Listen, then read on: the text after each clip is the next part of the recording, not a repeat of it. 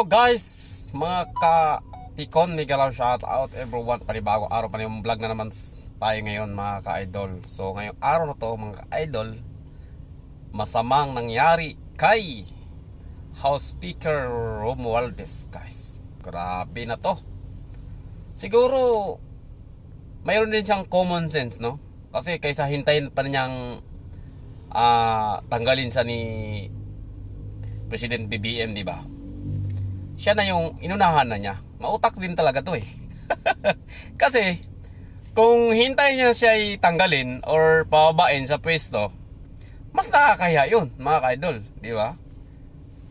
Tama lang yung ginawa niya na kung hindi ka manhid, bumaba ka sa pwesto mo.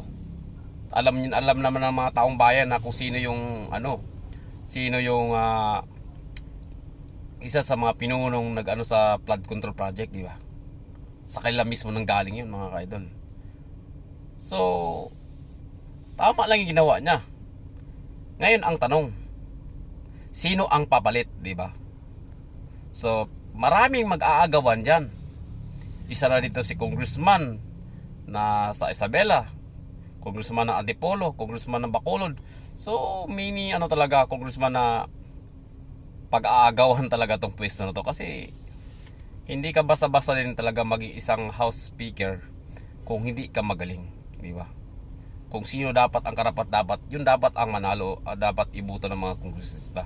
Pero ang panahon kasi ngayon mga ka-idol, mga ka-Pikon, palakasan. Oh. Kung mayroon kang ganito, bubuto kita. Ganoon naman eh. Real talk lang yan eh. Kung marami kang kumpare, panalo ka.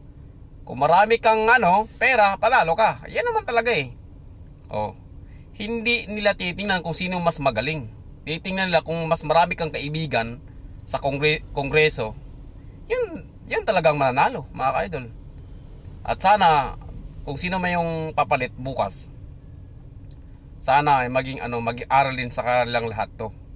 Yung maging mapagmatjag, yung mga hindi sakim sa pera, talagang gagawin mo yung dapat trabaho mo sa kongreso, di ba? Dapat ganon, hindi yung alam niyo na yung nangyayari sa flood control project, di ba? So sana maging okay ang Pilipinas sa mga susunod na mga mamumuno, di ba? Kasi kung palagi na lang ng ganito nangyayari sa atin, ay wala talaga. Pero nagpapasalamat pa rin ako kay sa mga nagbabas sa president natin yan. Nasa inyo naman yun eh. Ako nagpasalamat pa rin ako sa kanya, kay President BBM. Alam niyo bakit? Siya lang kasi yung presidente na nakapagtanggal ng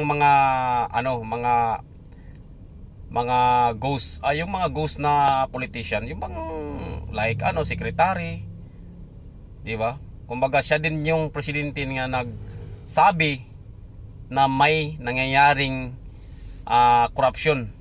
At hindi lang sabi niya, at mismo pinangalanan niya ito lahat. Yung mga sino yung mga contractor. So doon ako bumilib. Kasi marami na ring presidente na puro corruption, pero wala namang sinasabihan na sino tong corruption na to. So yun lang. So salamat sa mga Pikon natin dyan, sa lahat ng nag-subscribe sa ating YouTube channel. Huwag nyo naman kalimutan pakipindot ang notification bell para like kayo updated sa aking mga video at sa ating live. Maraming salamat mga kapikon ha.